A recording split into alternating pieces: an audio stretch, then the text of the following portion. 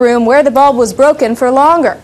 And that's all more ammunition for critics who say the traditional bulbs, they may not last as long, but they say they're safer and easier to clean up if one breaks. Greg? Well, but the other thing is, who can afford these new bulbs, the compact fluorescents, the LEDs and so forth? I mean, they're incredibly expensive, aren't they? Right. I mean, you can get something like 4 light bulbs for $1 or $1.50, and then the same amount of those CFLs for, I don't know, $5, $6, $7, $8. And in a recession or any time, that's key, and that's part of why people don't like this bill. But it was passed in 2007 and signed by President George W. Bush, and it goes into effect next January. Well, I will say that they've gotten better in terms of the light that they emit. I remember when the first compact fluorescents came out, and my wife, against my better judgment, bought a bunch of them, and we put them, you know, in one of our lamps, and it was like this green hue, and it just, you know, kind of made you sick to look at it, and we eventually just pulled them out. But they're better now. They actually emit a better, more acceptable color that are similar to the incandescents. So, do you have any of them, by the way, Molly? I do have some old and the new, and I agree with you that the new ones, the CFLs, are getting better. But you know, it is different than what you're used to, especially if you're used to 100-watt bulbs and the brightness of a 100-watt bulb. Right. There's a difference to me.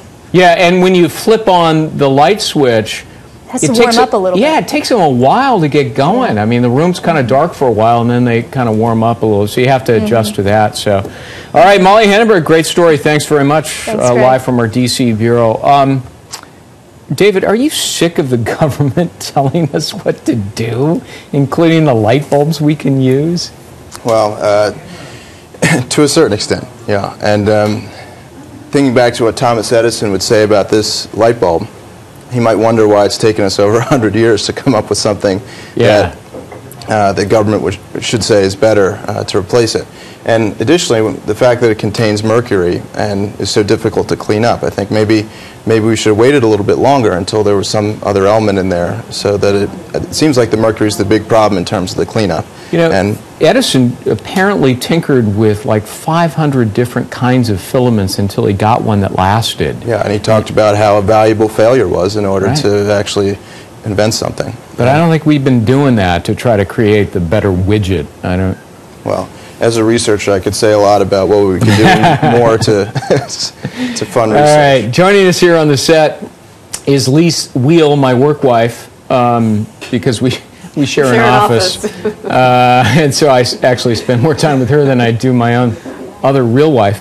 But we invited you here to talk about what this Wisconsin judge has now done, which is to invoke a temporary restraining order on the new law, which basically eliminated many of the collective bargaining rights of public workers. Right. Before I get to that, though, I think maybe you're just not plugging in your bulbs right. I mean, can I make a joke about how many TV anchors it takes to plug in a bulb? I'm sorry. Screw in a light bulb. I just couldn't resist that one. Thank you. Sorry. I am screwing the bulb incorrectly. I don't Trust know. me. I've got them in my house. They're fine. Anyway.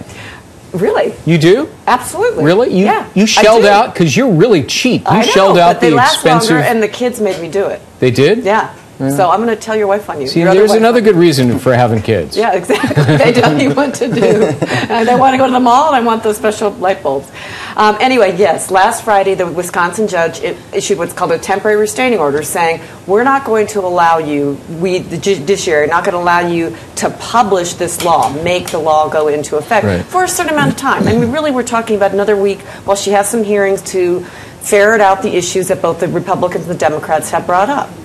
Last time I went to law school, a judge cannot issue a TRO, temporary restraining order, unless that judge has made a determination that the plaintiffs have the ability to win on the merits. Right. Not a likelihood of prevailing on the merits. Right. Well, They can't do that here. The plaintiffs can't. Probably not. I mean, here's what would have to happen. The plaintiffs being the Democrats in this case, and it was actually not the Democrat, it wasn't the party that brought the case, it was the DA. It was a DA, but he's a Democrat. Right, but anyway, they would have to be able to show, look, we weren't given the proper notice. There was no special session, quote-unquote special session. We should have been given notice. We weren't given notice. That violates the open meetings law in Wisconsin. Therefore, the law is out. That's a lot to have to prove. But I still think the judge is right in saying, look, let's have the hearings. Let's bring it all in. Let's decide. Because here's why, Greg. If she had not done that and just let the law be published last week, as was expected, and then this issue is not going to be dropped, it's going to come back, so then we're going to go into an appellate court and another appellate court and another appellate court. Why not get it decided now? Get it over with. Yeah. You know, David, you're a scientist, not a lawyer, and so you got that going for you. But isn't it a little hypocritical, if not churlish, for Democrats who fled the state to complain about rules and following rules?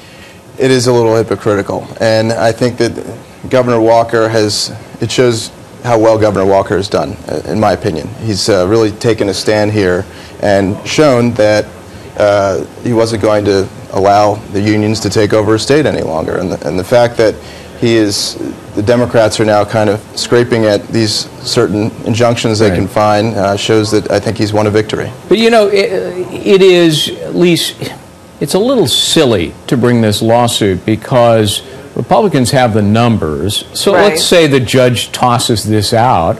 All right, Republicans will simply rewrite the law, put forth with a 24-hour notice, and pass it. But the Democrats or the DA in this point are making a point on the law. If that is true, that they were not in special session. But it's a Pyrrhic victory, isn't it? It's a Pyrrhic victory, of course, because the end result is going to be the same. I agree with you. But, you know, just because the Democrats went off and did something that I don't agree with what they did, leaving the state, as O'Reilly would say, watch tonight, is it legal? Give myself a little plug, is it legal tonight? Because we'll be talking about this. As O'Reilly would say, too bad wrongs don't make a right. So just because the Democrats screwed up in leaving the state doesn't mean that if the Republicans didn't give the open meeting time frame that they should, they don't that's okay. have to. See, there's another aspect of it. First of all, it was a special session. It parliamentarian says special session on it, but is that well, wait a minute. Enough? The clerk of the Senate, who is nonpartisan, took a look at it and he said, absolutely, they follow the rules. This guy is not, he's not a Republican, he's not a Democrat. So he's Exhibit A for the defendant. Then. This was a special session. The rules don't apply. But all the judge is saying is, I need to hear that. I need to hear that. I need to have a hearing on it. I need to hear from this guy. She didn't say this guy in particular. But I need to hear on it. That's it. And then it'll go forward. Yeah. You know, it's interesting to listen to the back and forth between Republicans and Democrats in Wisconsin, David. But this is Wisconsin the template for all of the other states, and there are more than 20 of them. They're deep in financial holes. Yeah. So I look at my home state of New Jersey, and I think that to a certain extent, New Jersey and Wisconsin and maybe other states are going to be the template for how things get out. Dramatic things need to be done. Chris Christie's leadership style, while brash at times, according to some, I think has been extraordinarily effective. And it's similar to what Governor Walker has exhibited. And I have to say one thing to contrast this with our federal government and the person at the head of our federal government.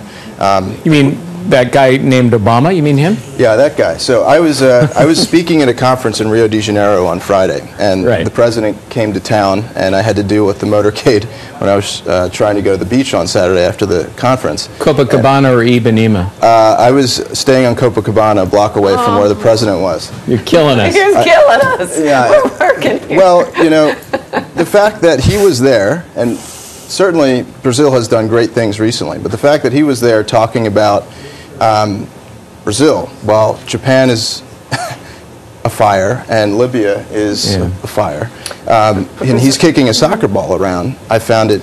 Yeah, the optics of that, especially after the weekend before he's out playing golf, while the Middle East is melting down as well as Japan, and we are facing a government shutdown. He's playing golf, and he's talking extensively about his NCAA brackets. And now he's down in Rio.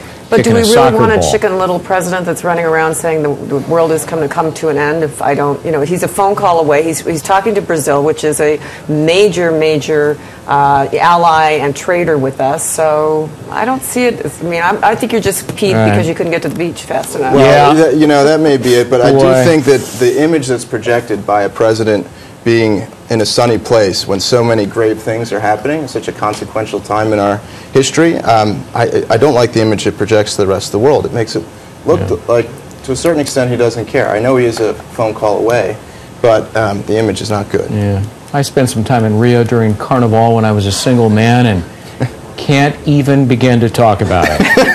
It's a family program.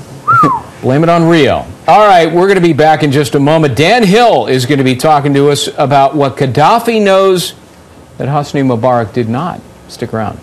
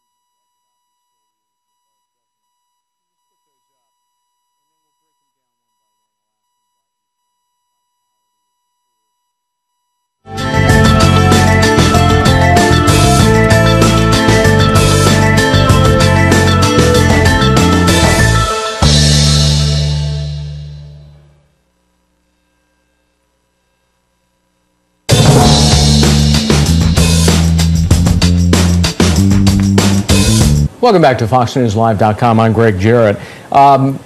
Great pleasure to have with us on the set here in New York Dan Hill, who's author of Emotionomics, Winning Hearts and Minds. He's also president of Sensory Logic. Tell me what Sensory Logic does. We do facial coding. It's a scientific research tool that allows you to get past the verbal input and read emotionally how people are responding. It gives you a way in the short term how motivated they are and what's their likely course of action, because every emotion has its own meaning to it. Long term, it reveals character. If we say someone's hot-headed, it's because they typically show anger repeatedly. If we say someone's depressed, because they typically show sadness. And this is universal because even a person born blind shows the same facial expressions, and it's spontaneous. The face is the only place in the body where the muscles attach right to the skin. Now, what's my face telling you right now?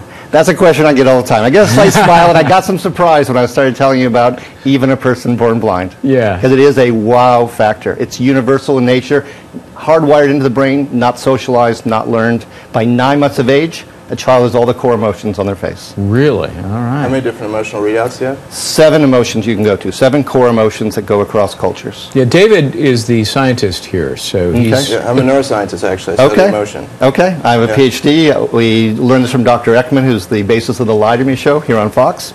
All right, I have a PhD also. Okay, so English is my background, but actually I was always interested in human nature and communication. And so we apply it to business advertising, we apply it to sports, to politics, across the board.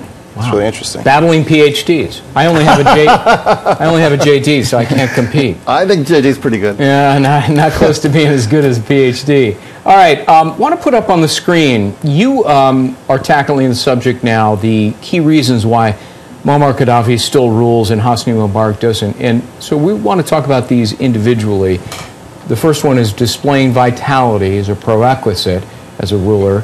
The second is convey the threat of revenge. The third, be out in the public, one must have followers to be a leader. So let's tackle the first one, vitality. Sure.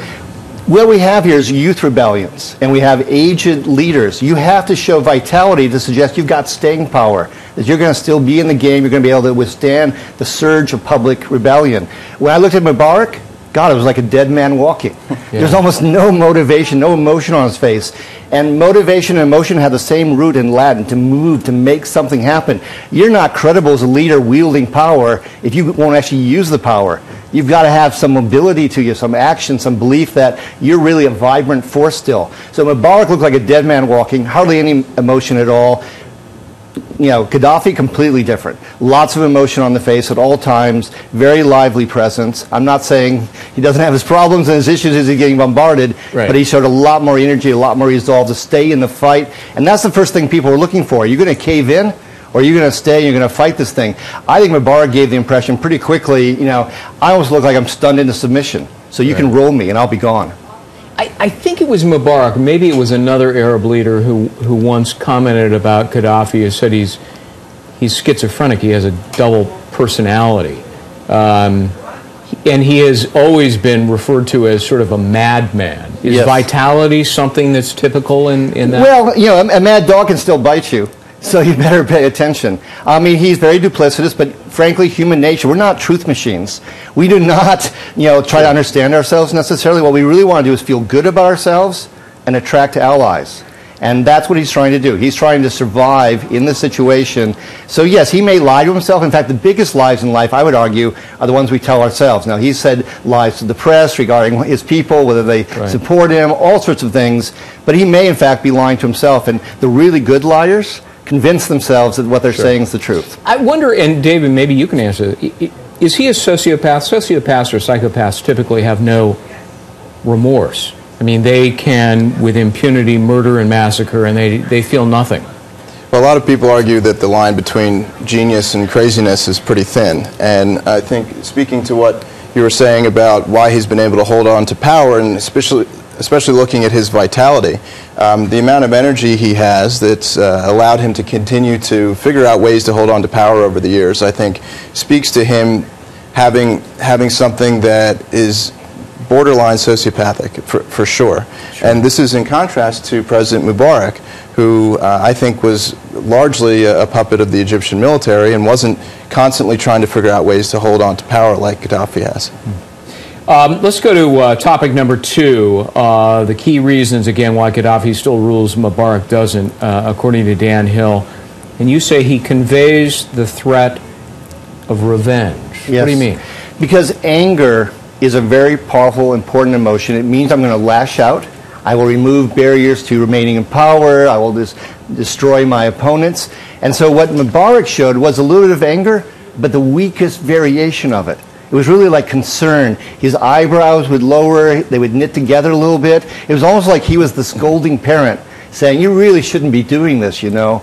But that kind of level of intensity isn't going to fit the situation. Not when Tahrir Square is full of protesters. Sure. Yeah. Now, initially, on the very first day or two, yes, Gaddafi showed some fear. He actually did. His words were really angry, but his face betrayed the fear that he had that the sudden rebellion had broken out. But since then, he's changed. And what he's really showing now, almost always, is his eyes are incredibly narrow with anger. I call it the snake eyes look. Really? And the interesting thing about snake, of course, even if you survive the bite, you still got the venom in you. And the issue is going to be for Libya, even if he's gone from the scene, could be in days, could be months, who knows what's going to happen here, is what's going to happen to the country. The venom's in the system, and it's also a legacy of revenge. Because when you have someone who's showing that intense of an anger, you know he's not just going to take it lying down. He's going to take people out with him. And I think for a while here, just in the last few days before the U.S. and other forces came in, I think there's a question of momentum. Okay, so I got a madman I'm up against. He'll do anything. Do I want to put my family in harm's way? So momentum can swing. I think a lot of people who stayed with Gaddafi so far said, if he's the victor, I get the spoils of the victory. The moment that starts to tip the other way, well, then I don't have to worry about revenge so much, so I can come in the game, and the people who are with him can say, okay, he's not really a snake, he's been defanged, he's going to die, I don't have to worry anymore. And if I could talk about the different emotions in the brain, and you know, emotions are always competing for bandwidth, and it's the ones that are the strongest that are going to win out usually and influence behavior the most. And I'd put fear at the top of that pyramid. And if the Libyan people are sensing the anger that Gaddafi has, sending them into fear, it's going to be difficult for the rebels to win. Absolutely, because fear as an emotion paralyzes you. Paralyzes you, yeah. And if you are paralyzed, well, Gaddafi's chances improve. So the more you can use anger to instill fear, that's a dynamic that helps them. Yeah, for sure. Your third point really struck me as we were playing videotape over the course of the weekend, and that is, be out in public, one must have followers to be a leader. Yes. And that we're seeing that, aren't we, with Gaddafi? We have seen that with Gaddafi. Let me contrast Mubarak first of all. Mubarak was as if he was in an isolation chamber. He's behind a podium. He almost looks like a CEO who's delivering the annual address to the stockholders, only there's no company anymore. Right. It's like he was giving a speech from Madame Tussauds wax museum. Yes, yeah, he just looked horrible. And there's no one around him most of the time. And I must say, the leaders in Yemen, they look like they're taking a page on Mubarak. Because the extent that you see them out there now, I mean, he's got some military leaders with him, but they all look like stiffs. President Ali Saleh. Yeah, he's in tremendous trouble. Now let's switch over to Gaddafi. He's with people. He's in a tent. He's got a flowing robe. He looks like he's part of the culture more. He's more spontaneous. He's interacting with people, and even that spontaneity is important because it suggests I am a madman and I will do whatever, and you can't predict me. There is something very methodical about how Mubarak responded to this. There's unexpected circumstances. He wasn't up to the challenge. All right. Yeah. Got to say thanks, Dan Hill, for being with us, author of Emotionomics, Winning Hearts and Minds. Thank you very much for being with us. Fascinating stuff. Thank you so much. That's great. I love what I do, I must confess. Yeah. All right. We're going to be right back. We're going to check in with our entertainment correspondent at FoxNews.com, Holly McKay. Did you hear the remark by Bill Maher about Sarah Palin using a vulgarism that's really, well, Bill Maher, what do you expect? We'll be right back.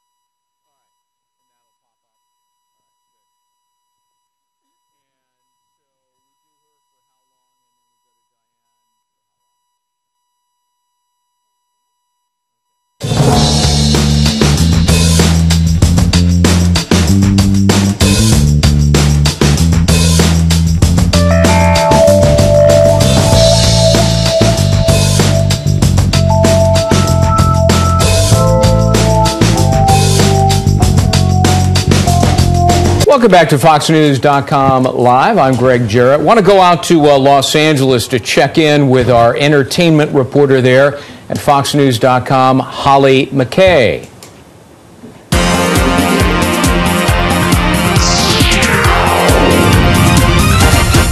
That is a really cool animation with music and so forth. They don't have that for me. I get nothing. Nothing. I'm just special, Greg. Yeah, you are special. You know who isn't special is Bill Maher. And he has, reached a brand new low with the remarks he made about Sarah Palin. Talk to us about it, Holly.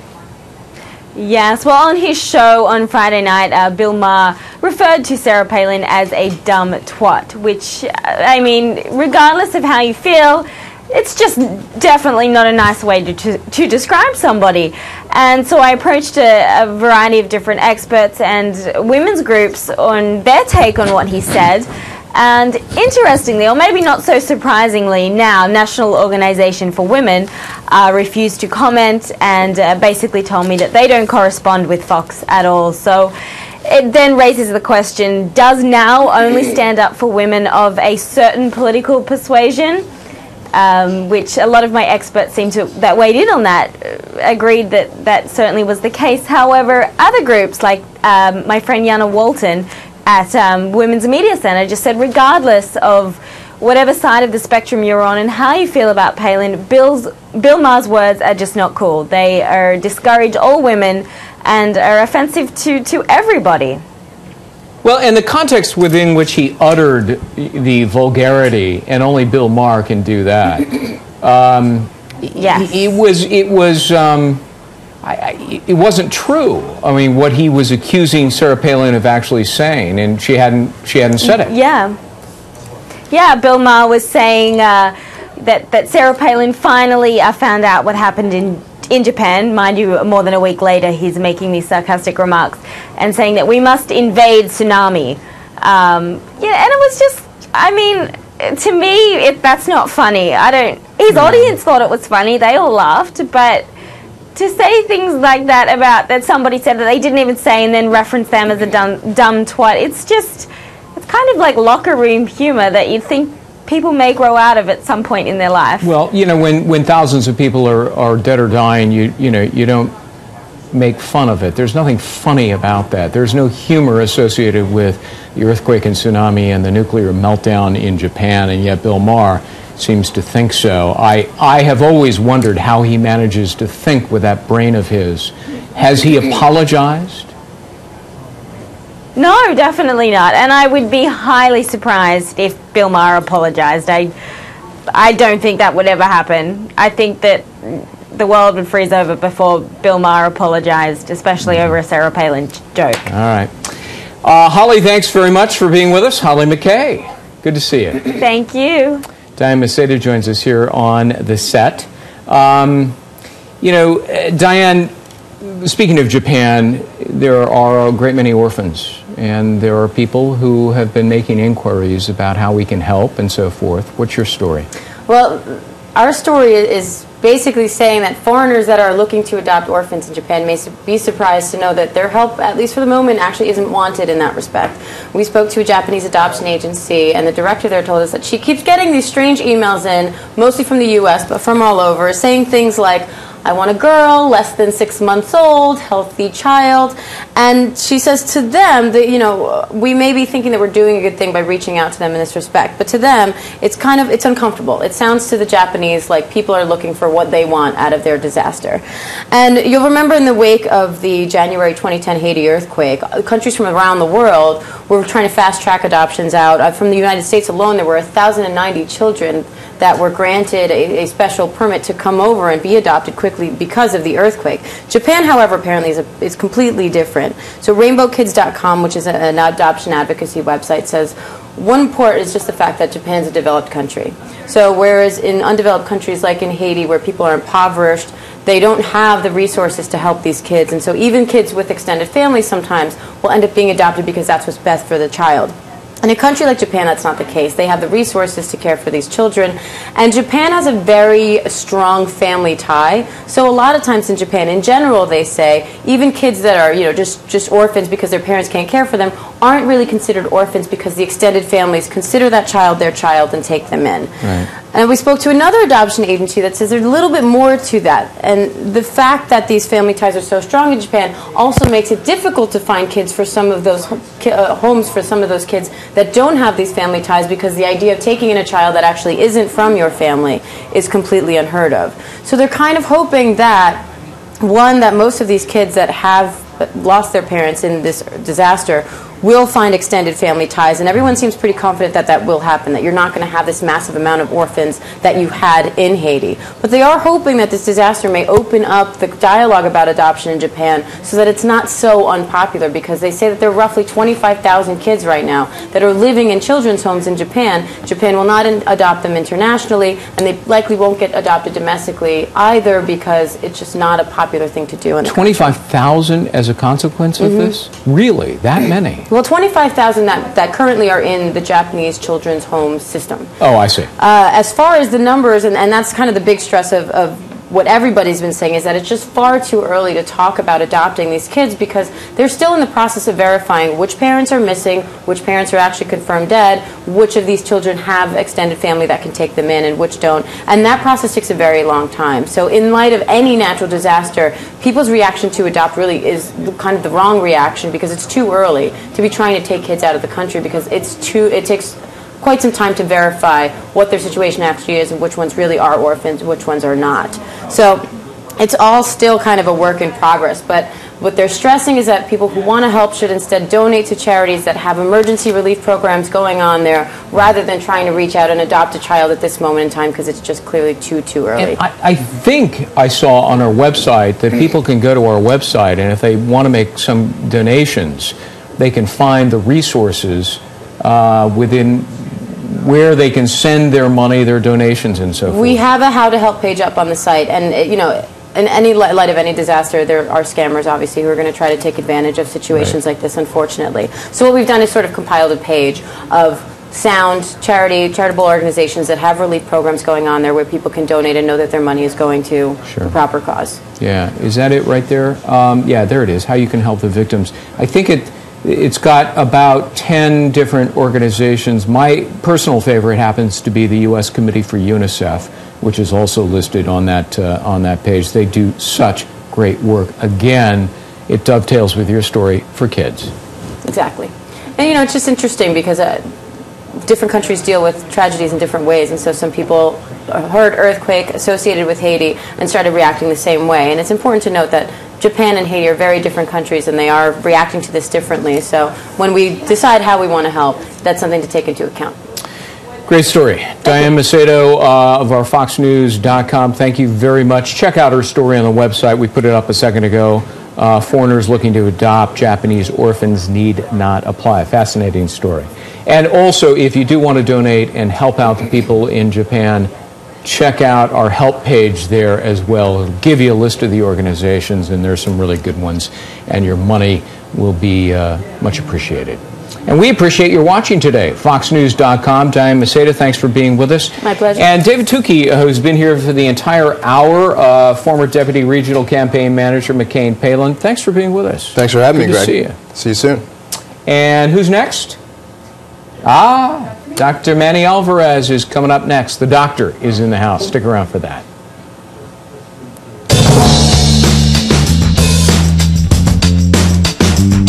Hi, I'm Diane Macedo, and thanks for clicking into FoxNews.com Live.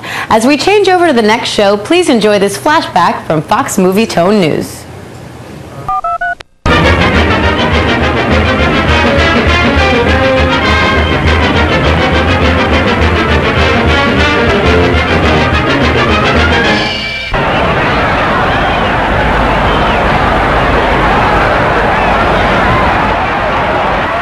Barriers up and 7 thoroughbreds are away in the Mexican Turf Classic with Bonnie Grafton off in front. It's a 1.25-mile event and the track is fast.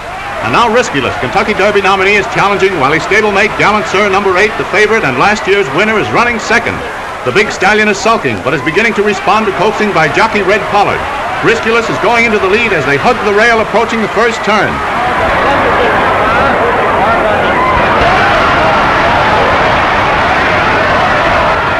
In the backstretch, the mounts begin to open up for that last half mile, the supreme test of courage, speed, and stamina.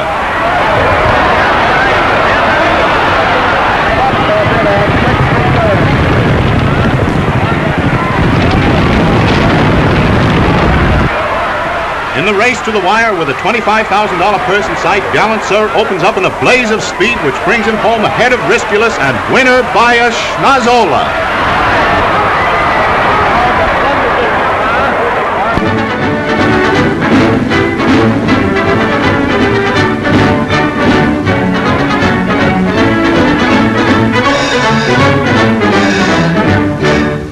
Montreal summons the powerful icebreaker N.B. McLean to open up a channel to the sea.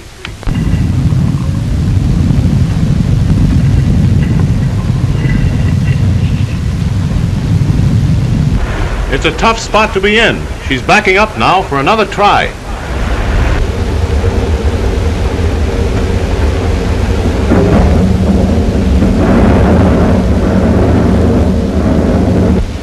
Frozen to record thickness by the most severe winter in many years, the ice is giving the sturdy vessel plenty of trouble.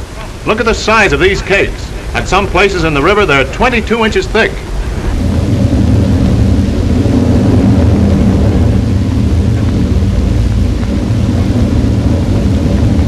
There you are, Montreal. The St. Lawrence is once again your gateway to the sea.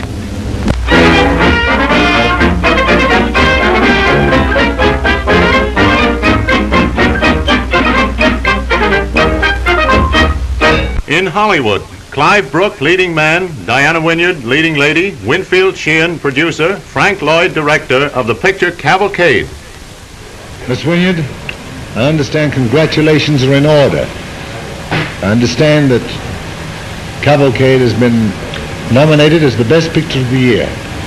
And I feel sure that a whole lot of the success of that picture was due to your marvelous work in it.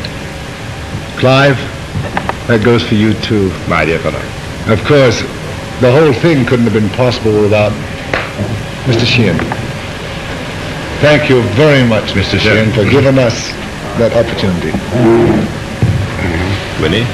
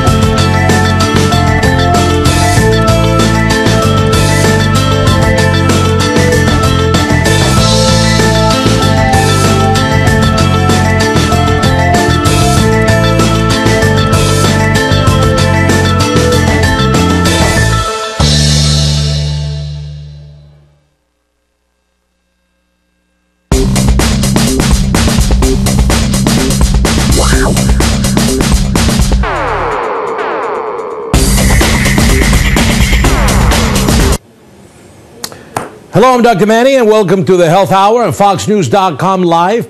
We've got a great show for you today because my dear good friend Chris Killam, the medicine hunter, is here. So everybody start writing questions, wondering what you want to learn about with Chris. Now, many of you know Chris is always challenging me to eat crazy things he finds in the Amazon and around the world. Now, check this out. Check what he made me eat.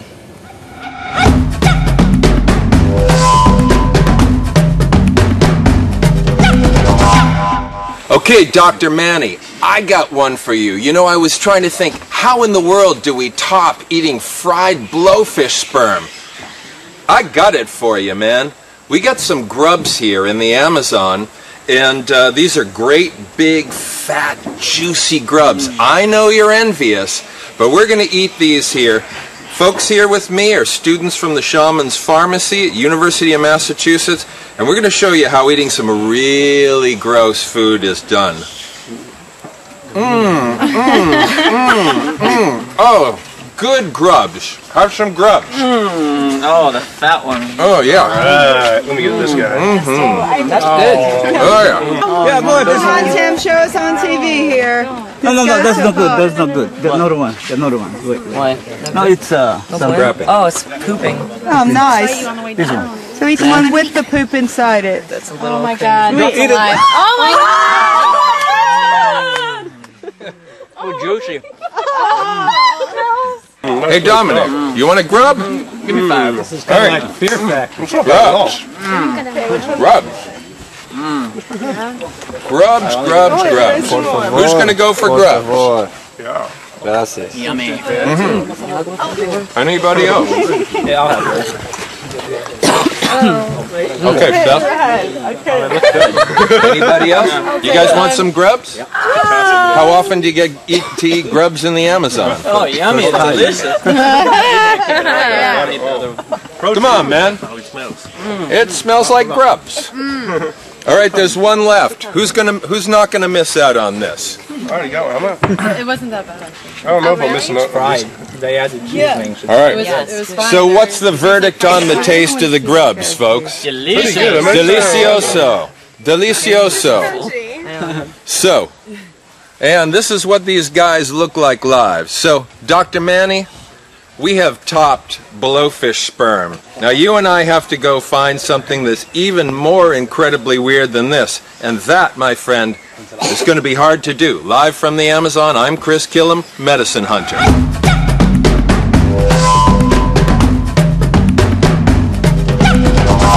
I don't know what they've been smoking down in that jungle, because I got to tell you, I will never eat that. All right, anyway, we're going to take a quick break, but no, go away. Later, we'll reveal the top brain-boosting foods. But first, The Medicine Hunter is here with some herbs to calm you down, and it's not the kind of you think. So that's next.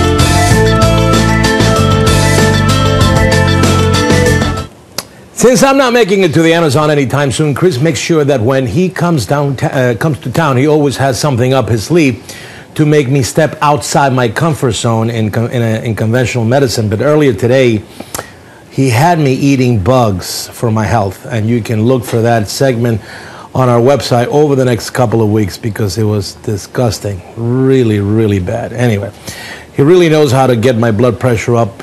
But he promises me this morning or this afternoon, if I would join him in eating some six-legged creatures, he would give me some natural ways to de-stress and ease my mind. So joining me now is my soulmate, my buddy, the bug eater, the medicine hunter. Dr. Manny. How you doing, man? It's a pleasure. Hey, I thought you liked those grasshopper tacos. Well, you know, we'll let people judge. I mean, I was being polite. I liked it when it was with the salsa and all that. And you guys, again, take a look at, you know, when we put up the segment, because I think it's very interesting. But the grasshopper, that bug itself, like when it was natural, didn't do anything for me.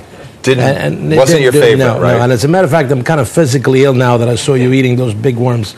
Ah. But anyway, we're here to tell me, you know, you're here to tell me about something that is called an adaptogen. Adaptogens, of the 50,000 plants that are used as medicines around the world, maybe 8 or so are called adaptogens. Basically, they helped us to adapt to all forms of physical and mental stress. And they do so in part by lowering stress hormones in the blood. So your cortisol goes down, you feel more relaxed, you have more energy because you're not so tense, you sleep better. And there are several of these that people can get at herbal shops, at Whole Foods, at natural food stores that can make a big difference in your health. Now, are these adaptogens, and we'll go through a series of all of them, are these things that you only take when you need to take them, or should you implement them in your daily routine of different things that you should take every day?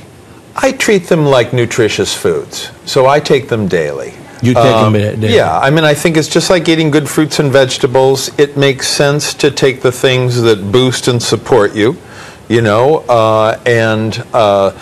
because these are really used to enhance energy and endurance, stamina, mental function, I find them very valuable. And because I travel a lot, I can't afford to have jet lag. I can't afford to wake up in London and think it's 8 hours time difference. I have to be right there. And I find that the adaptogens help me to travel well, to have an uneven schedule, to be in different time zones, and to do fine with it. And I have to say, you know, I have never seen you really that stressed. And I spend a considerable amount of time with you. You know, even when you hang around here and you know, you're doing something and you're supposed to take a 3 o'clock train, and you say, well, I'll take the 5 o'clock train. It's no big deal to me. I would be flipping out, but you don't. You know, I don't find any profit in it. You're adapting. I think so, and I do believe that in addition to the other lifestyle things I do, that the adaptogens really help a lot. And my very favorite so one. Let's do the first one. Okay. Rhodiola. Rhodiola. Okay, I've actually given this to you to taste previously, but rhodiola, basically it's a Siberian root. It's probably the single most effective antidepressant in any category. Is that the picture of it? Psychiatrists are using. Yeah, Yes, that's the picture of I rhodiola. took that in China, and it is on the training table of virtually all Northern Asian athletes. And it makes, if you're fatigued, if you've got low mental energy, you take rhodiola, you feel like a champion. All right, so rhodiola, and you don't have to eat it naturally. You could also take You can get supplements, capsules, right? you can get tablets, you can get liquids. Yes. All right, so rhodiola every day, it's good for you. Yeah. The second one, I can't even pronounce. Ashwagandha. Ashwagandha. Okay. I'm ready to see you on a camel with a turban. Ashwagandha. Hello, this is Dr. Manny. I'm going to prescribe ashwagandha to you. Okay, how do I? Is that a salad? No. This is the ashwagandha plant that people are looking at. The name means smells like a horse, because it does in fact smell like a horse. It's the root that's used. My teenage son would probably like to smoke that, but anyway. Yeah, smoking it will do you no good. It's very, very good for enhanced reproductive health, for improving fertility with men and women. It also has mood-lifting properties, and it helps you to get a great night's sleep. So a lot of people take ashwagandha so that even though they have more energy, so they'll sleep much, much better. Really? Yeah, it doesn't make you hyper. No, the good thing about these agents is that by lowering the cortisol, often when you have a lot of stress hormones in your blood, you stay awake at night. You're thinking about things, it's like your head is full of buzzing bees. When those stress hormones go down, you go to bed, you put your head on the pillow, and your body says, time to go to sleep. Boom, you're out. Okay. And then this ashwagandha, how do we take that on a pill You form? can get that also. All of these you can get in capsules, tablets, or liquid extracts. Remember when we went to Chinatown and you had some of like the little one you suck on the straw? Yeah. Okay, like that. You can get those. Okay, ashwagandha. Ashwagandha in my list of distressing thing. Now I got the rhodiola, I got the ashwagandha. Okay, I feel very relaxed so far. All right, the next one, Eleuthero. No. All right. Is that the name? Is that the name? Eleuthero. Pretty close. Eleuthero. Yeah, Eleuthero. Used to be called Siberian ginseng. I actually took this photograph in northeastern China. This is on the training table of every athlete in Asia. This stuff, if you need more physical stamina, endurance, it's great for people who do physical labor, people who work in mines or at altitude or deep sea divers. It kind of makes you bomb-proof. It's cheap, it's easy to find everywhere, you can get it in a whole variety of different forms. You take this stuff for about a week and you start to go, wow, I feel like way stronger. And that's the idea. Without exercising. You always want to exercise. See, You never I'm trying to don't find wanna the shortcut for everybody out there. The shortcut, because if I take this Eleuthero, whatever. Okay, so Get I those more. doodads that they advertise late at night that you put the electrodes on and you sit. Okay, and then I take this and right. then, okay, and then fine. you'll so be Charles Atlas. This is good for stamina. Right. And you say that it invigorates sexual function. Yes, sir. So it makes you mojo. Think mojo. It improves the mojo. Si, senor. All right. Psychedelic, baby, very psychedelic. All right, so I got the rhodiola ashwagandha, which are making me really now I got the energy and I got the sexual appetite with this Eleuthero, and then I'm going to take Schisandra berry. Schisandra berry. Not to be confused with blueberries, raspberries, strawberries, the super berries that you mix with your granola. This is a medicinal berry. You can get it in supplement form. There's actually a guy who makes a Schisandra berry juice near where I live.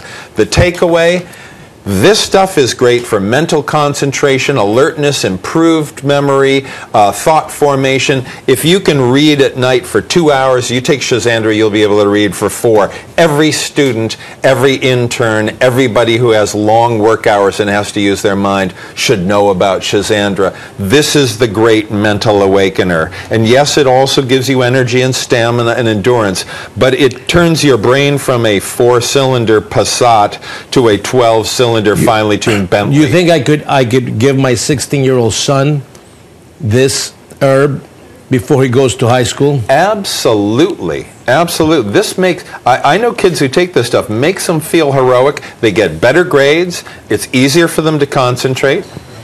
Somebody take note of that and give me like 2 pounds of this Chisandra, and I could get this in juice form too.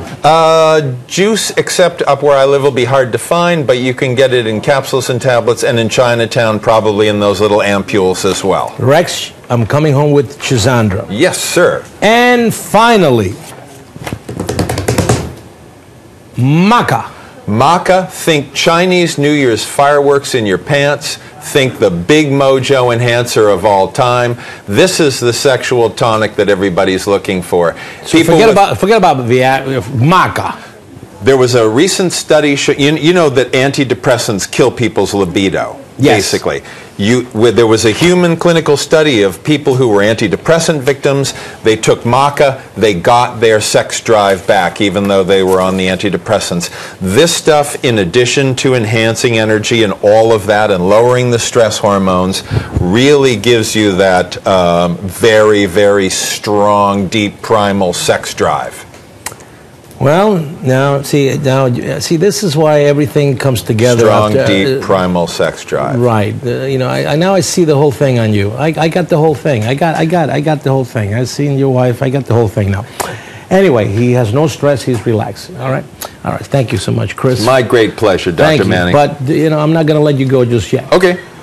Since we're talking about alternative medicine and you're the authority on that, I'm going to ask you to stick around, and we're going to go take a break. But first, check out this delightful concoction of squirrel poop tea. Squirrel poop tea.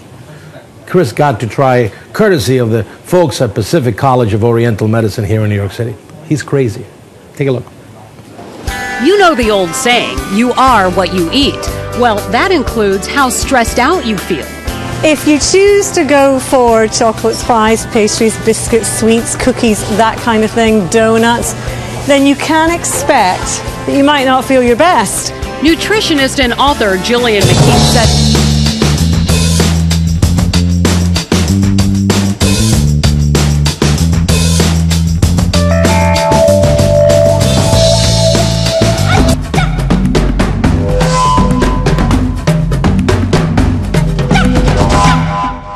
there are a lot of strange remedies out there in the world, and we're about to experience one of them right here. I'm Chris Killam.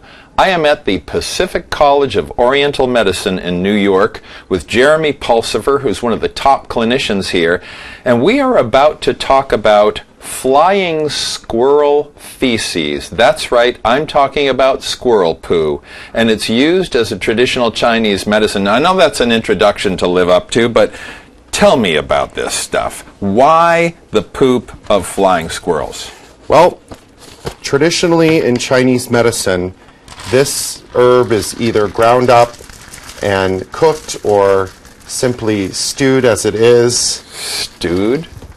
And the reason we use it is because it invigorates the blood or quickens the blood when blood has become static, and it stops pain very effectively. And I hear that it's used to relieve menstrual cramps? Yeah, particularly in what we call the lower jiao, or in the lower portion of the abdomen where the uterus sits. Its action is much stronger there, and periodically is used a little higher over the stomach. And you get people to use this by not telling them what it is? Do you just use the Oriental name Wulingzhi and it sounds so healing? It sounds very exotic and they buy it. And I know this is a question that's probably agonizing the viewers' minds, but who came up with this? Well, apparently the Yellow Emperor and his cronies several thousand years ago had made some pretty stunning determinations about the power of nature's pharmacy. And throughout the ages, many great physicians, Zhang Zhongjing amongst them, have been able to unearth these healing properties. I don't know how they came up with the excrement of the flying squirrel for pain, but if you think about the squirrel is able to acrobatically glide great distances and not injure themselves, perhaps it has something to do with that. Okay, so now is there some sort of formula that this goes into? And furthermore, is there some nasty thing that I'm supposed to drink? Well, we have both. We have a formula to show you, and we have some I cannot believe flying squirrel elixir for Anthony you to sip. Bourdain, if you are out there, if you are watching this, this is a throwdown to you. You want a piece of me? You think you eat strange stuff? This is flying squirrel poop right here, man. I want to see you here on camera with me. That's a challenge. Okay. Now, what do we have here? This is a formula called Sudden Smile Powder, or Shi Shao San, because it was thought that the person who was in excruciating pain, that when they drank this, they suddenly, a smile would explode across their face because the pain was relieved. And this is the pollen of the taifei plant, pollen taifei, or what we call pu huang in Chinese. And then it's only two ingredients. So pu huang plus pu. Pu huang plus pu. Okay. Squirrels and plants. Well, as always, in these death-defying segments, I actually have to try this stuff. I mean, I don't know that I need increased blood circulation. I don't think I'm going to get any bragging credits for drinking squirrel poo, but here goes. Why am I doing this? Well, fortunately, it just kind of tastes like weak herbal tea. I don't know. I have no idea if this would work or not. But I will say this. Congratulations for introducing me to one of the absolute strangest remedies I've ever put in my body. It's a sincere pleasure. For Fox News Health, I'm Chris Killam, drinking squirrel poo for your viewing pleasure.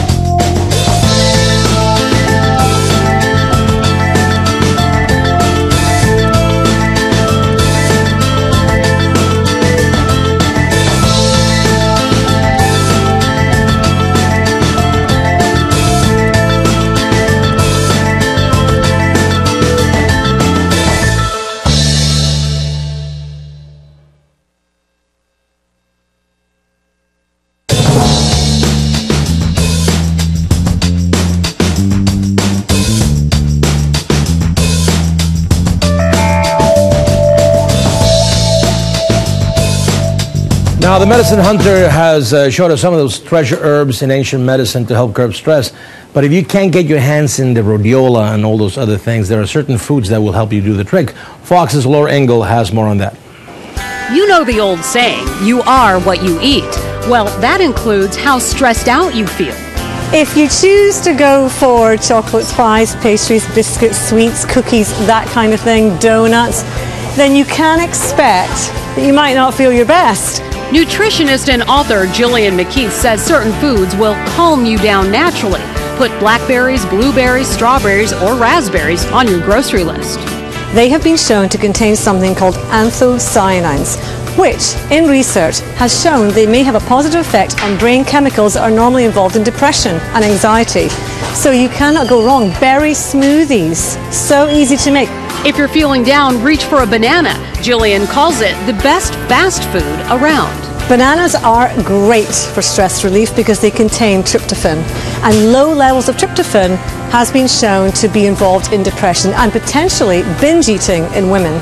Believe it or not, red onions can elevate your mood, and it doesn't matter if they're raw or cooked. Because it contains something called quercetin, which has a positive effect on brain chemistry. So, what you want to do is chop up that onion into a salad, use it in soups, use it in stews.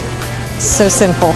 Sprinkling oregano onto your food will also have a positive effect on your well-being. But Jillian says it's important to eat a well-rounded diet and mix it up. You need to vary the foods that you eat. So have them on a 4-day rotation or even a 3-day rotation. She suggests keeping a food diary may help you pinpoint foods that put you in a better mood. I'm Laura Engel, Fox News. Hey, don't forget to join the live chat. If we have time, we're going to answer some questions with Chris. But we're going to take a break. Coming up, ancient Greek philosophers like Hippocrates revolutionized the world of medicine. But did you know that great minds like Plato can actually save your life? We'll talk to one man who says they actually did. That's next.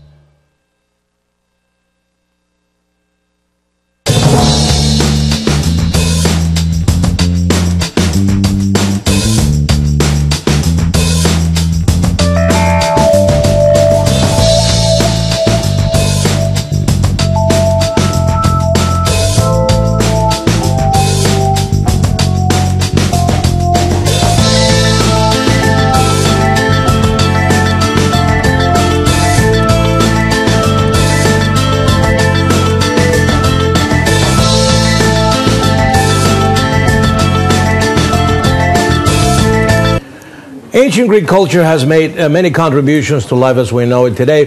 From politics to sports and fine arts, Western civilization has thrived from the teaching of ancient Greece.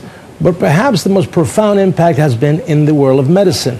After all, Hippocrates, the father of modern medicine himself, was a Greek philosopher. So my next guest is living proof that ancient teachings of Greek sages may hold the key to total health. Joining me now is clinical psychologist and author of How Plato and Pythagoras Can Save Your Life, the Ancient Greek Prescription for Health and Happiness, Nicholas Kardaras. Welcome to the program, my dear friend. Good to see you, Dr. Manny. Heck of a book, heck of a book, heck of a book, heck of a book. You ever wonder why philosophers, you had to study philosophy? Well, this is a good reason why.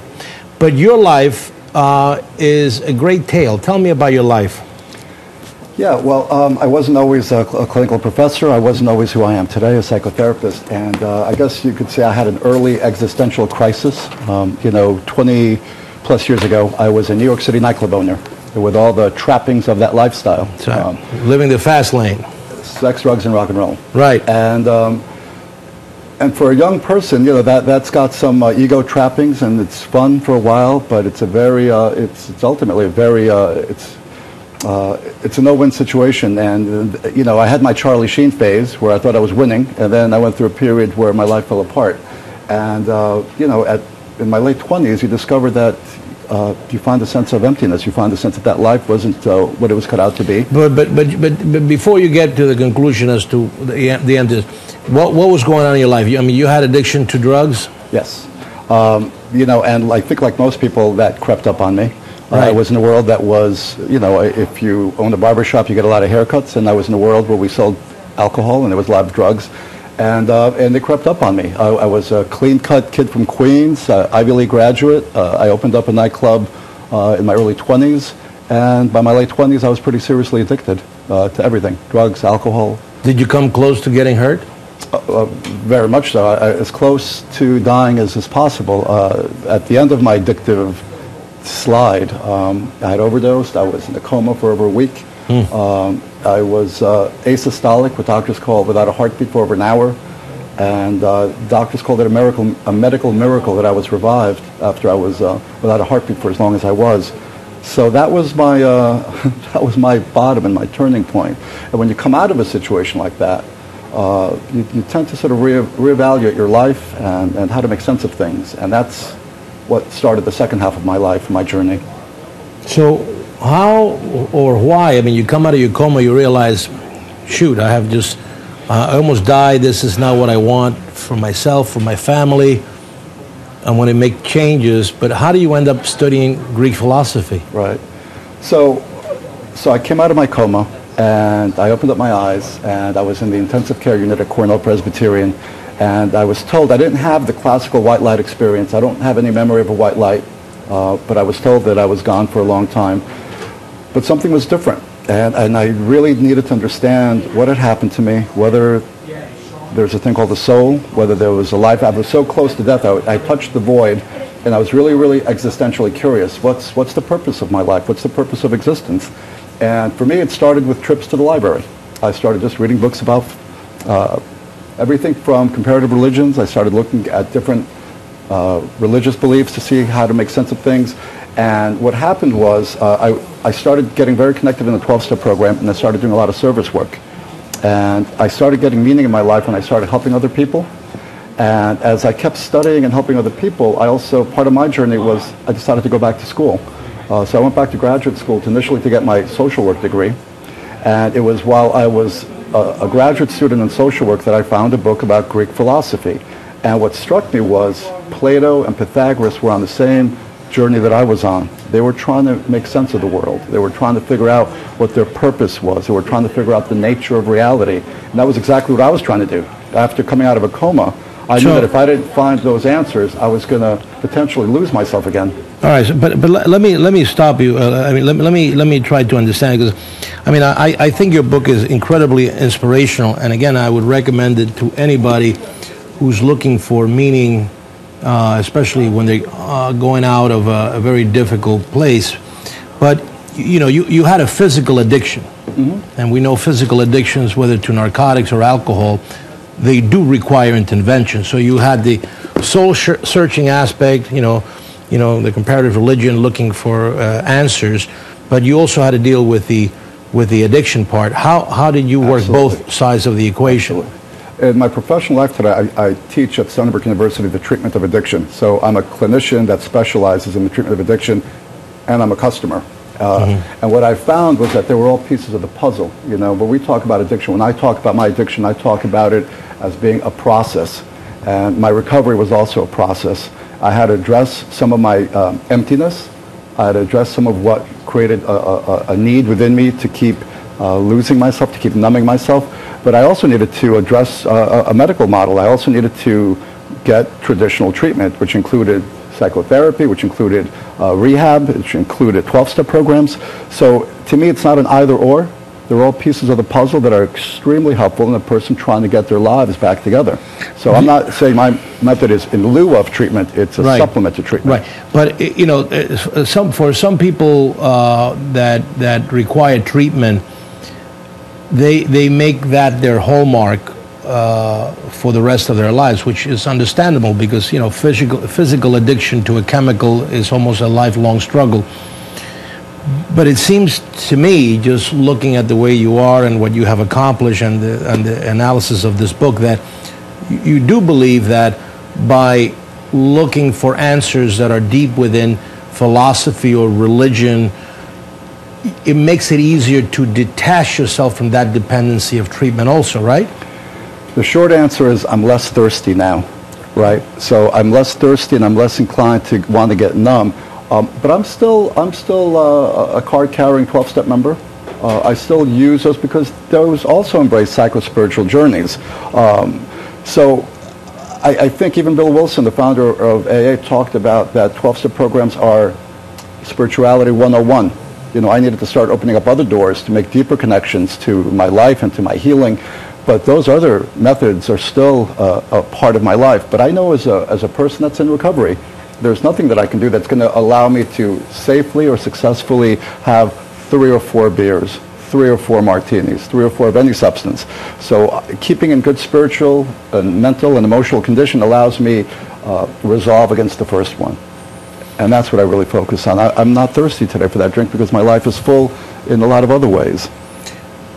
What did you see in Plato specifically, or in any of the Greek philosophers, that you connected? Because you have a Greek connection, aren't you? I happen to be born in Athens. You see, he's a little biased towards the Greek philosophers. If he was Cuban, he would be looking at the Cuban philosophers. Viva Che. Viva Che, right? Right. But what did you find that was so common to you that you know what did you see in Plato's writing that said, aha, I know what he's talking about? Right. What was that aha thing? The aha moment, I was on my honeymoon in Greece with my wife, and there was a book called God and the Evolving Universe by Michael Murphy, and it talked about the Greek miracle of ancient philosophy. And at that point, you know, I had been a college student. I knew a little bit about Greek philosophy, but it spoke about Greek philosophy in a way that I'd never read it before. It talked about Pythagoras being holistic. He embraced a healthy mind, body, and soul. And they were on this really holistic, they did daily meditations, exercise, they were into musical meditations, they were into really understanding the nature of reality, they were vegetarian, they believed in this very integral way of living. And all I had ever heard about Greek philosophy was they just debated logic, and these were these rational old men in togas, and I discovered that they were alive, that they were, for lack of a better way of saying it, they were yogis. They were into really whole person healing. And what was also very powerful for me was I had studied a lot of Eastern approaches. I'd studied Zen, and I had my black belt in Japanese karate when I was in high school. And I never knew that my own cultural heritage had that wisdom tradition. And I think it's very healing for us to reconnect to our own core. As Westerners, we tend to seek sometimes answers in Eastern approaches, which have wonderful, wonderful ways of knowing. But we have our own wisdom traditions, and I think it's healing if you're trying to find yourself to also reconnect with our own heritage. And that was my aha moment. You mean my people actually had these deep metaphysical and spiritual insights when I thought there were these crusty old men in togas that were debating logic? That was the powerful point for me.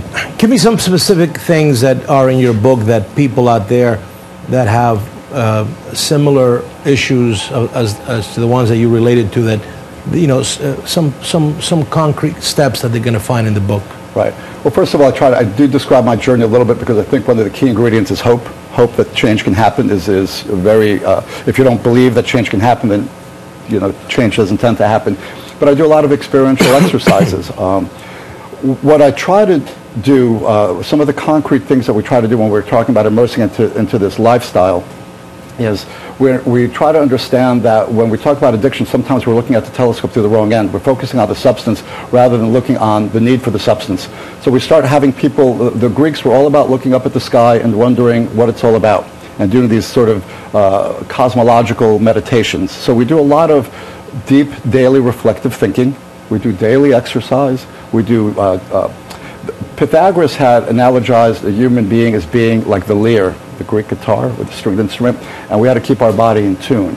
And that there was a larger symphony, and that to be in alignment with that larger symphony, we had to eat right, we had to live right, we had to act correctly. There's a lot of ethical practice there. You can't sort of be healthy and sober if you're acting unethically. So there was a lot of living your life in the way that you know is correct. And it's also, the Greeks really embraced the notion that, you know, in America we tend to say you are what you eat. The Greeks also thought you are what you think. And if you think elevated thoughts, the Greeks thought mathematics, for example, were the language of God. If I'm doing a meditation on the nature of infinity, I elevate my consciousness to something higher. If I'm thinking about American Idol or P. Diddy, my reality goes to that. So what I think is where I go. I love what he just said. We have to get this noodle in better shape and get that elevation and absolutely and stop with the nonsense, these reality crap things, and dumbing our society because we're like and you know it's just self-explanatory, and when you hit the whole thing, you just hit it in the head. I work with a lot of teenagers, Dr. Manny, also, and we've turned it to a self-absorbed, not a self-reflective culture, and it's toxic. It's toxic. I am a father of twins that are 4 years old, and I worry about the way that things are going in terms of as a society, as a culture, and I'm hoping that we can get more reflective and elevate our discourse. Anyway, listen, you hit it on the nail. I'm speechless because what you just said is exactly what I believe. And if you can get it in this book, you can get a lot of information, but this book can put it together for you. And you got to get this book by Dr. Kardaras. So thank you so much. Thank you, Dr. Manny. Thank you for coming. Thank you. Get the book called How Plato Can Save Your Life. And by the way, if you're still not convinced on the power of meditation for your health, Fox's Dina Centofanti has some news for you. Check it out. Working for your health, there is some interesting new research about how meditation can help boost brain power. Researchers at Massachusetts General Hospital say people who took part in an 8-week mindful meditation program made measurable changes in parts of their brains associated with memory, sense of self, empathy, and stress. The researchers took MRIs of the participants' brains before and after they took part in the program. People who reported less anxiety and stress also showed measurable density changes in the region of the brain that plays a role in those feelings. They also experienced changes in brain areas associated with learning, memory, compassion, and introspection. People who practice meditation have sworn by its ability to provide peacefulness and physical relaxation. But this is the first study to actually document changes over time to the brain produced by meditation. Working for your health, I'm Dina Centofanti. Thanks, Dina. We're going to take a quick break. Coming up, who doesn't want to be a little smarter? I want to be a little smarter. We'll reveal the best foods to boost your brain power. That's next.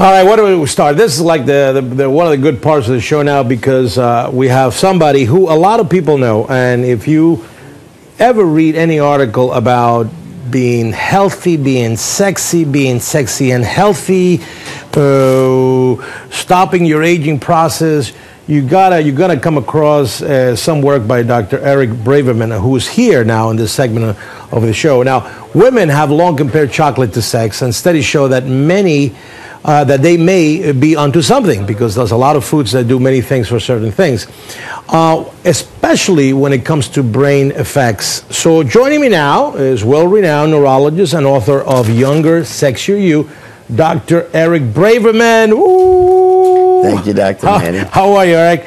Good. And as I said, Dr. Braverman, he's one of the leading authorities, I believe, in looking at many things, especially foods and things that we do every day to boost your energy, to boost your health, and again, libido and anti-aging. And of course, his book, which I'm going to plug again, is Younger, Sexier You.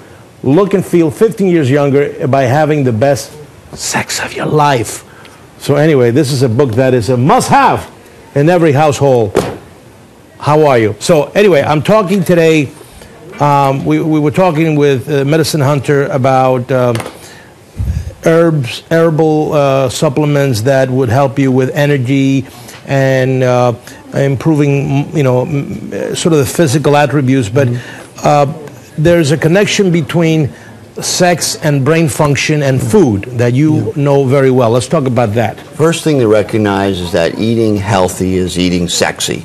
Right. When you eat healthy, it actually makes you sexier. Number two, you got to realize that almost all sex is in the brain. The orgasm is sort of like a seizure, almost like ECT, resets your brain and gets rid of all the spam. Right now, we're all bombarded by too much information. So we have to clear our heads, and we clear our heads in many ways through intimate, sexual, touching contact.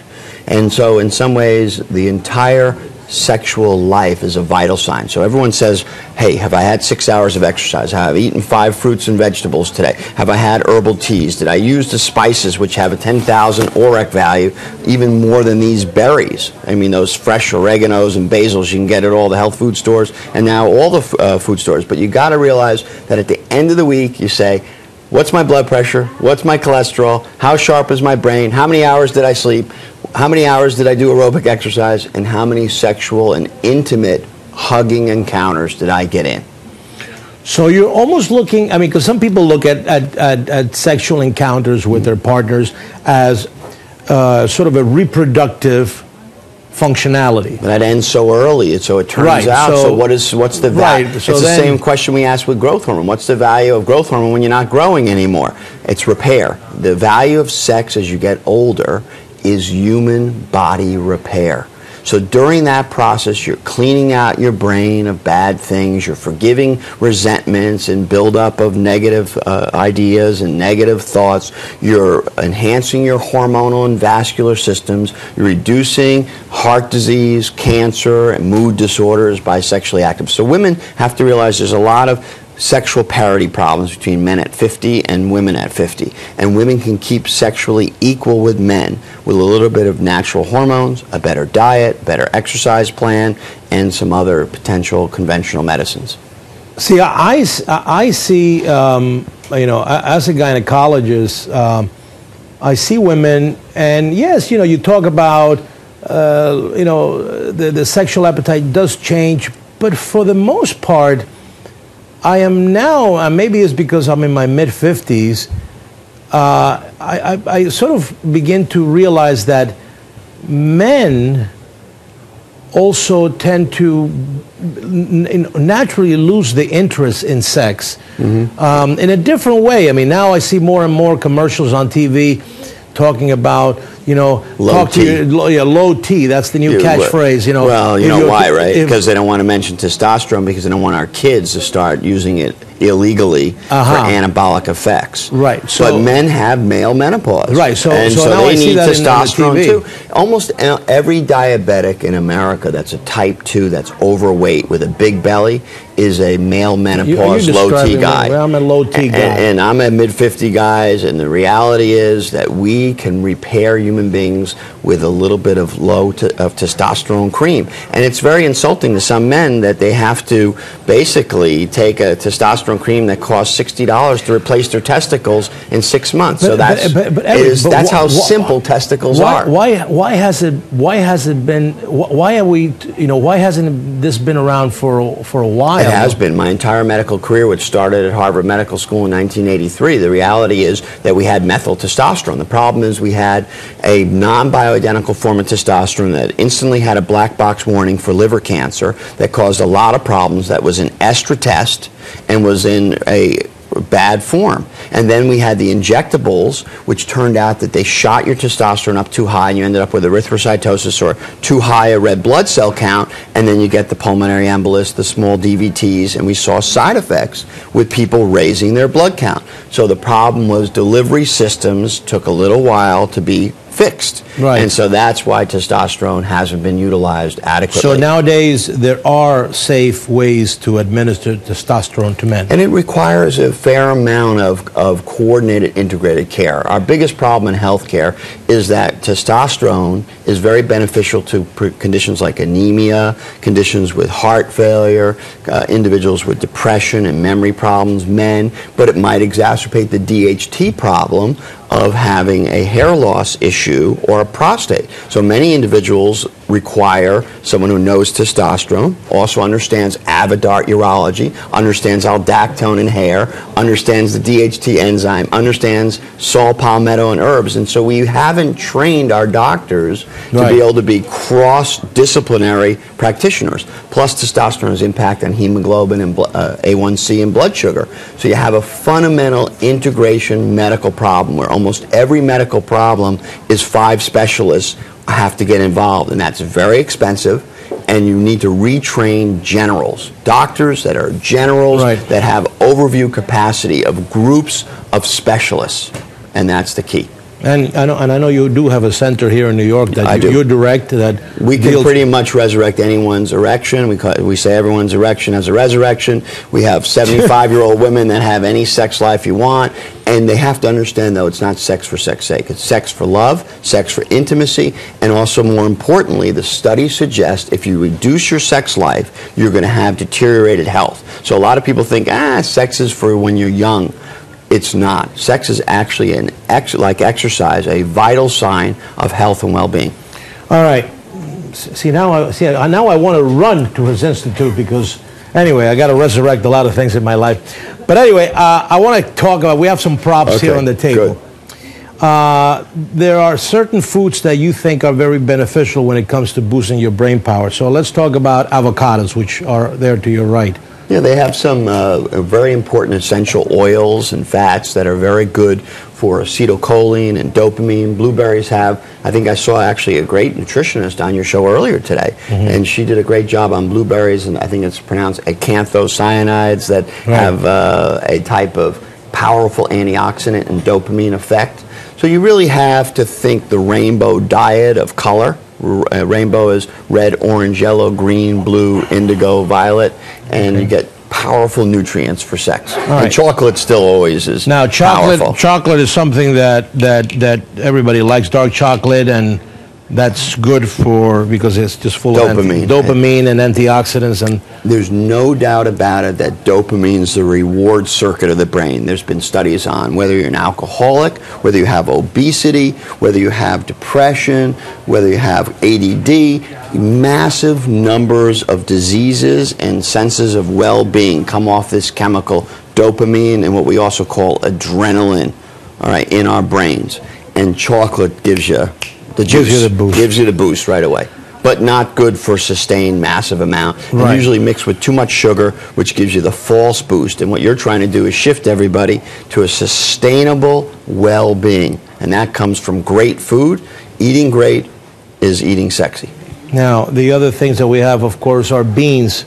You know, we have, get you beans. have to remember that beans are loaded with some great protein sources, and they give you a diversity in the diet, and they can cut into the saturated fat that a lot of people overdo with the steaks. And they forget, most people really forget when they go to restaurants to say no salt, which salt raises leptin and basically ruins your ability to burn calories. So you take a swimmer like Phelps, and he does 10,000 calories and he doesn't get fat. Then you go at 50 years old, another Phelps, a 50-year-old Phelps does 1,000 calories and he gets fat.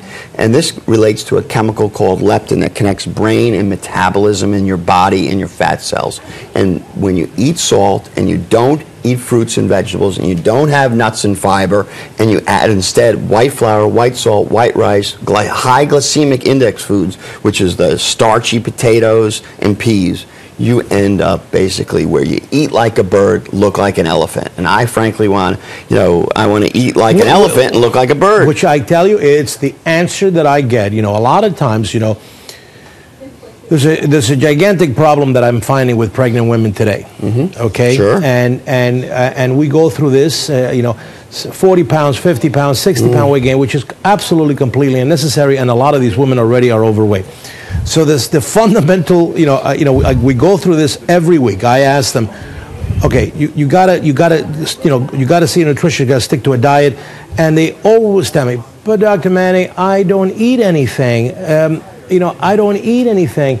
Wow. So I said, well, what did you eat? I said, well, last night I had we had a grilled cheese sandwich, but that was just one sandwich and a glass of orange juice. That was my meal. Right. They didn't eat much, but they ate wrong. Right. But the key problem is that their brains get actually addicted to the saturated fat and the white flour. So then you need to come in, unfortunately, sometimes and use bariatric or the standard obesity medications and break the cycle.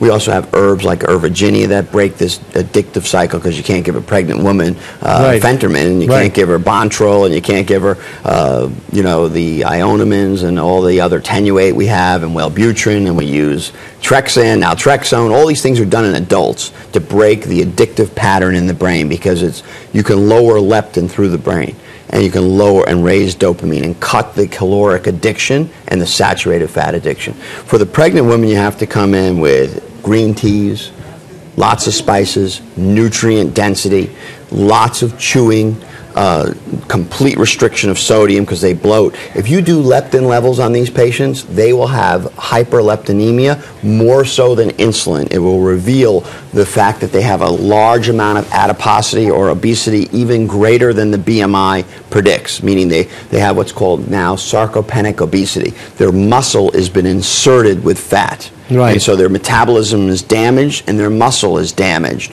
And this is a challenge to the practitioner, but there are ways that we can basically reduce the fat and raise more muscle. But while you're pregnant, some of those techniques are restricted. Very restricted. But carnitine is one they could do. There's a lot of literature on carnitine lowering leptin or hyperleptinemia, or what's called leptin resistance.